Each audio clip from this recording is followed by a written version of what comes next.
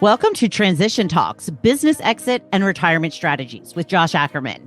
Get ready to be immersed in real-life experiences and strategies of business owners who have transitioned their enterprises, whether by selling or handing over the reins to the next generation. Through candid conversations and expert insights, Josh aims to provide practical tips and proven techniques to tackle the complexities of succession planning. Let's embark on your next chapter together. Welcome to Transition Talks with your host, Josh Ackerman. Josh, good to be with you again. How are you? Bill, I'm doing wonderful. How are you, sir? I'm great, and I'm really intrigued about this conversation today because you're going to talk about what you call the true wealth process. I've looked over the notes. I think listeners are going to find it fascinating. So let's just start with what the heck is it, Josh? What's the true wealth process? So the true wealth process comes from a really interesting group in Portland, Oregon called Money Quotient. And Money Quotient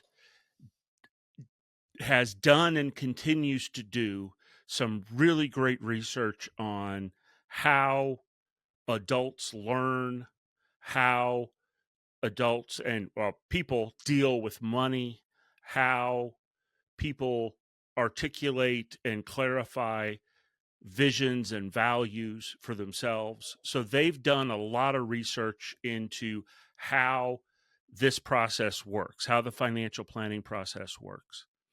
And then what makes them different is they have come up with an infrastructure that I can use as the planner to implement some of that research and to help my clients come up with a view of their world, the true wealth. What is it that makes your vision of your future exciting and interesting to you?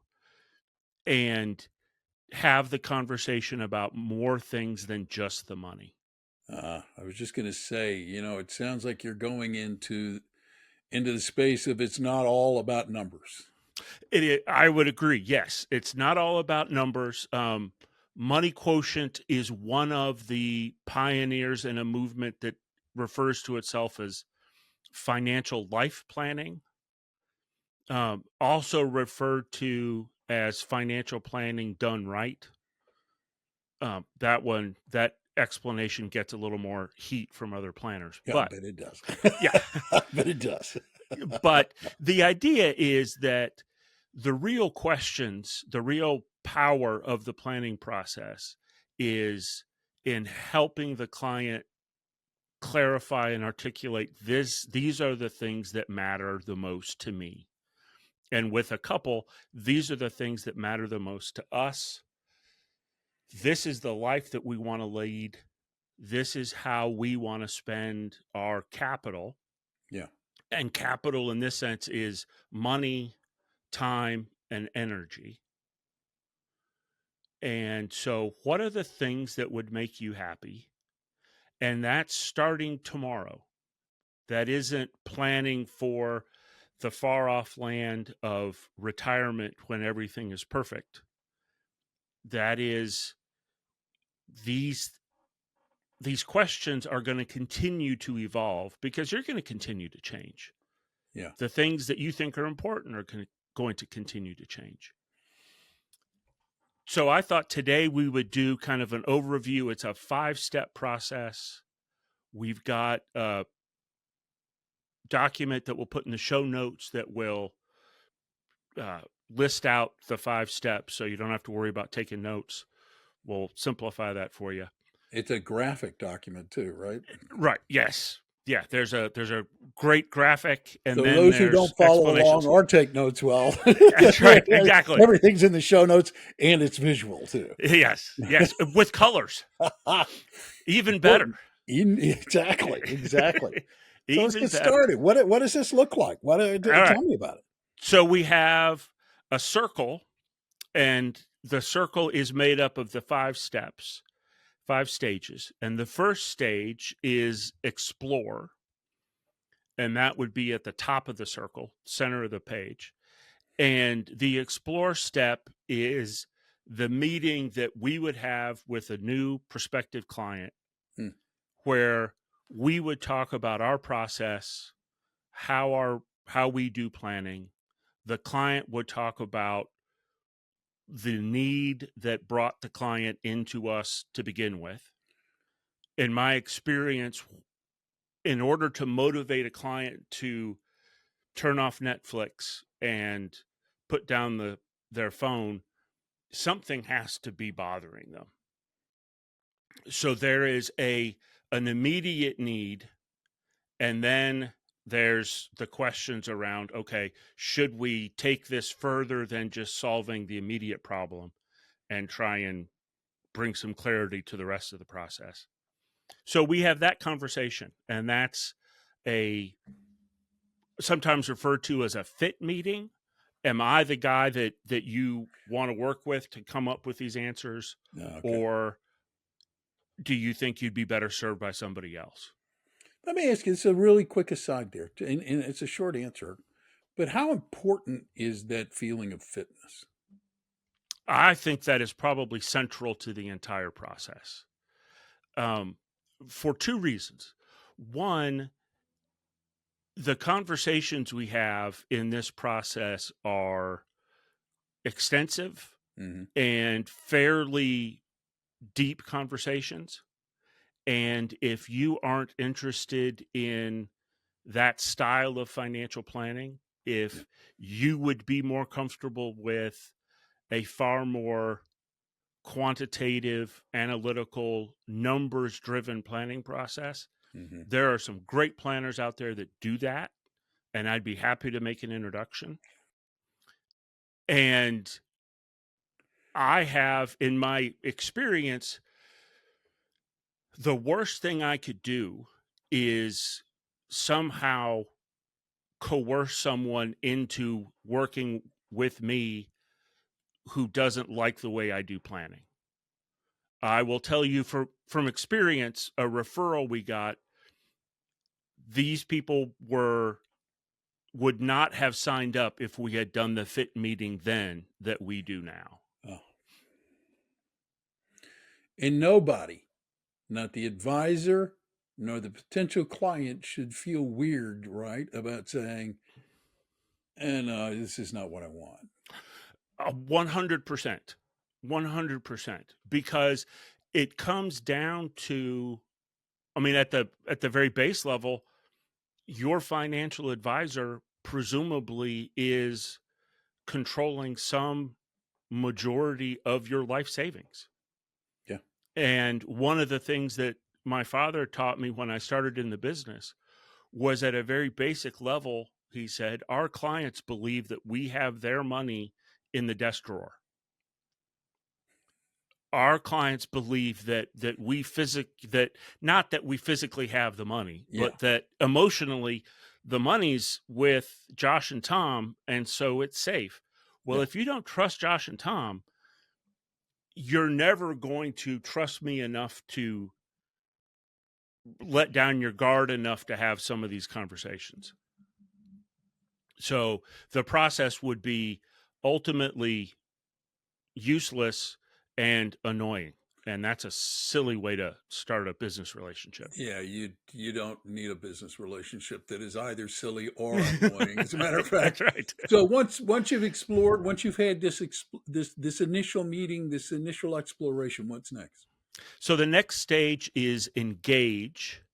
And in the engage conversation, we're going to try and help the client gain awareness regarding their frame of reference. We all have money stories, money scripts that started potentially at a very, very young age. We'll talk about, how was money discussed in your house as a child? And what did your parents' experience with money do to your personal view of how money works? And it's very common that we will get a story out of one spouse or the other, and the spouse looks at him and says, we've been married for 25 years. I've never heard that story. Money does that, doesn't it? Money does that. One of the really great thinkers in the financial planning world, a guy named Richard Wagner, said one time, when we're talking about money, we are rarely talking about money. Mm. So money is the most powerful non-secular force in the world. So other than religion, money is the most powerful force. And so the conversation about money is a very complex and deep conversation. So in the engaged stage, we start talking about how does the client see the world? How does the client see money? What are their real values or true values? And then work on clarifying their priorities. That Then we isn't would, something. I'm sorry, I didn't mean to interrupt you, but I'm sitting here thinking, go, Josh, man, that isn't something that happens in 60 minutes. it isn't something that happens in 60 minutes. And I was going to talk about this at the end, but we can do it now because you teed it up perfectly. So I would say that the value in financial planning is that it is a process and not a product. Mm. So we will have conversations around your perspective, your values, and your priorities. And we will come up with a list of priorities that we want to work on now. But we will have those conversations again in a year. And, or you will call sometime during the year in between meetings. You'll call and say, hey, Josh, we want to talk about buying a lake house. And we'll go back and look at this is the list of priorities that we came up with last time we talked. Mm-hmm. And if we try and do a lake house now, we're going to need to take something else off the priority list because there isn't the cash flow to do all of them. Okay. And it isn't my job to tell you saving for your child's college education is more important than the lake house because I grew up going to a lake in the summer. So I could see the argument. You can feel that, yes. I could, yeah, I get it. But the value is having the conversation that is just an evolution of the last time we talked about this. Interesting. Okay. Okay. So in the envision stage, step number 3, that's where we're going to work on creating your vision of your ideal life. What are the things that if you didn't get a chance to do this, you'd be really disappointed? Mm. What are the things that if you didn't spend time with your children when they're still in the house, in a year and a half, you're going to feel bad because they're going to be gone? Yeah. What are the things that if you weren't working on your health and your mobility in advance of your trip to Italy to go walk around a bunch of vineyards, you would only get to see 2 vineyards a day instead of 4. And you'd be really sore. And you'd be really sore. Exactly. So we work on what is the ideal life. And then we can talk about, and this is really the first time that money, that dollars come into the conversation in terms of your net worth. Then we talk about, once the client has articulated their vision of true wealth, their vision of the ideal life, then we put a price tag on that life. What would that life cost? And that gets into 401k balances, investment accounts, other resources. Yeah. And But it's very important to recognize, and this is part of the research that Money Quotient has done, the real change happens when the financial plan is the client's financial plan. It's not my plan. It's not my goals. It's the client's goals. Mm. And my job is to facilitate the conversation and help the client clarify and refine the vision of the ideal life. But it's not my job to tell them this is what you should be doing. Yeah. And so in the envision step 3, we're going to be working on how do these two worlds connect? How does the ideal life connect with the numbers? Then we go to step 4, which is the enlighten phase. And in the enlighten phase, we're going to talk about information we gathered about your values, priorities, concerns, transitions, all of that kind of touchy-feely stuff. Yeah. We're going to try and clarify all that, make sure that we don't want to make any revisions now. Then we'll look at how the numbers connect to that vision and make sure that, and discuss any shortfalls or obstacles that we see from a financial perspective in getting from where you are today to that ideal vision. Yeah.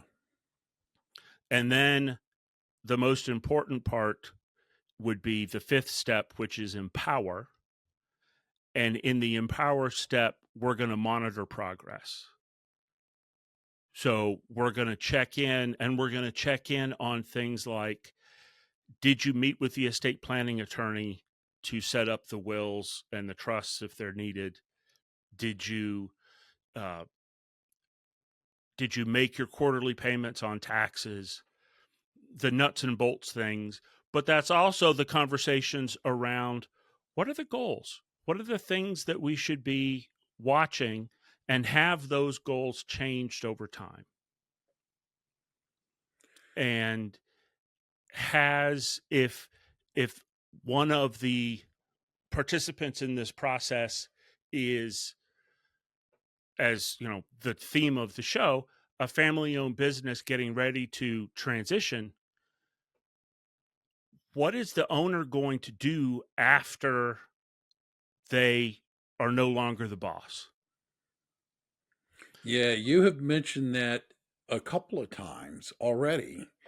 And it would seem that, people usually mention things that have come up sometimes in uncomfortable ways. So I think that must be a very major point. I don't think people don't think about it, do they? People don't think about it. I think one of the more interesting questions that we ask is, who are you going to have lunch with? You know, in the 10 years I worked at Lexmark, I had lunch with probably 10 to 12 people on kind of a rotating basis. And after I was out of Lexmark for 10 years, I probably still talk to 2 of those people, because, and you know this, Bill, because you've worked in larger organizations, there's folks that you have a relationship with, you have things to talk about, but if you miss 1 or 2 or 3 sales meetings or marketing kickoffs or budget updates, you don't have a whole lot to talk about. It's so true. You It's know? so true, yeah. And so I think that there is a real place in this conversation for helping the owner articulate, what is it that I'm going to do next? Because, and this certainly isn't true for everyone. There are people out there, I've met them, I know they're there, who are wired to be always thinking about the next step. And those folks have thought about what comes next. That's part of their DNA. Yeah. But there are people who don't. And there are people who haven't ever really thought about, what is it that I'm going to do after this? Who do I want to be after this? You know, statistically, a 65-year-old couple in the United States of America has a 50-50 chance that one member of that couple, typically the female, but not always, one member of that couple will live another 30 years. Oh, yeah. And so if you think about, let's say that you graduate college at 22, you go out your adult life, and you live 30 years, you're 52 years old. Well, think about doing that again. 30 years again at age 65. And, you know, health and medical conditions and all those are certainly a factor. Yep. But even if you only got half of 30 years, that's still 15 years. Mm-hmm. That's an awful lot of golf and daytime TV. Right? I'm laughing because I do know a guy who couldn't wait to retire, and he retired. He and his wife moved to Florida, and he is the only person I know who's very happy playing a couple of rounds of golf 3 times a week. Yep. You know, and he's happy with it. And he has, you know, lunch in the golf club with guys that he sees. And then he travels to see his grandkids. Yep. Now it's great for him. He's really, really happy about it. Yeah. But, you know, I've known other people who are like, man, there's only so many rounds of golf I could play. Well, and the statistics, I was talking with a friend of mine who's an attorney and has helped his clients transition out of the business. Mm-hmm. And they've worked out the deal with the buyer. The contracts have been drawn and signed. The money is in the seller's bank account. The check is cleared. And Monday morning, the client calls Kevin and says, I think I made a mistake. And I suspect, I can't prove, I suspect that the feeling of making a mistake is less about the absolute number of dollars in the bank account, yeah, and more about the emotions of the transition. And that's the place where I think this planning process can really help the business owner have the conversations before they've taken a step that's irrevocable, before you've signed a document that says, in exchange for this check, you get the keys to my baby. Let's have those conversations earlier and help you get the clarity and the confidence that the decision you're making isn't going to boomerang back and hit you in the head. Yeah, because you want, and you make such a great point about the role of a financial advisor. Financial advisor should be somebody not who answers those questions, but who maybe poses those questions so that you can arrive at an answer.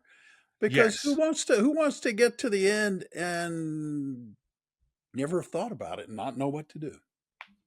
Well, and who wants to cash the big check and then feel bad about it? That's a horrible place to be. That's weird, right? That's a Yeah. strange place to be. God, I've got all this money and I feel bad. Yeah, exactly. And the time to have the conversation with yourself, much more importantly than with me, the conversation with yourself, the conversation with your spouse, is before you've started doing things that you can't take back. And there's nothing wrong with the business owner saying, Josh, I'm going to sell this business and then I'm going to wait out my non-compete and then I'm going to start another one. and build another business because I think this is what I want to do with my life. Yeah. This is how I make a difference in the world.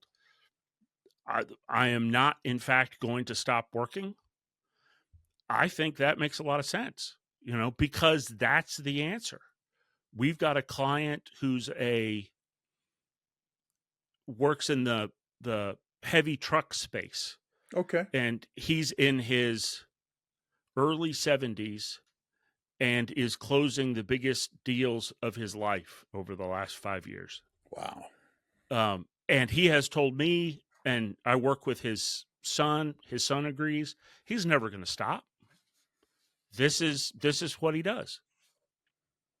Yeah. And so I don't think that there's anything wrong with work. I'm not here to tell people, no, you're done. You have to go stand on the sidelines. You have to go to the sidelines now. Yeah. Right. But you should have the conversation, and I'm not sure that there's anybody else in most people's lives who ask these questions, because the questions are about what makes you happy, what makes you scared, what makes you feel successful.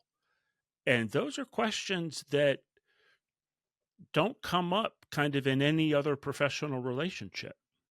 Yeah. So if there are people listening to this conversation right now, Josh, and they want to have this conversation with you, how do they get a hold of you to have that conversation?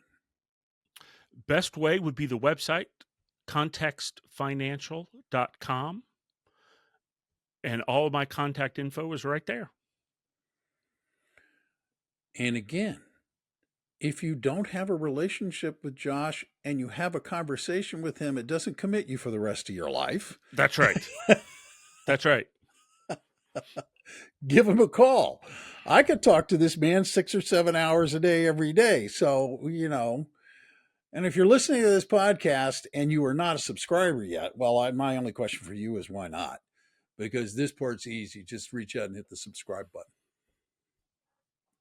Then you'll be notified whenever Josh drops a new edition of his podcast. It's that simple. It really is. And I would also encourage you that if you find this conversation, this podcast interesting, useful, and you like it, tell people about it. Word of mouth is a very welcome promotional tool in this world of podcasts where there are many, many hanging out there. It'd be good to let people know you found this one to be of use and interesting to you, and we thank you for that. Until next time, I'm Bill Tucker. On behalf of Josh and everybody at Context Financial, I want to thank you for taking time to listen today and remind you that you can go out today and have a great day or not. It's a choice. We thank you, and until next time.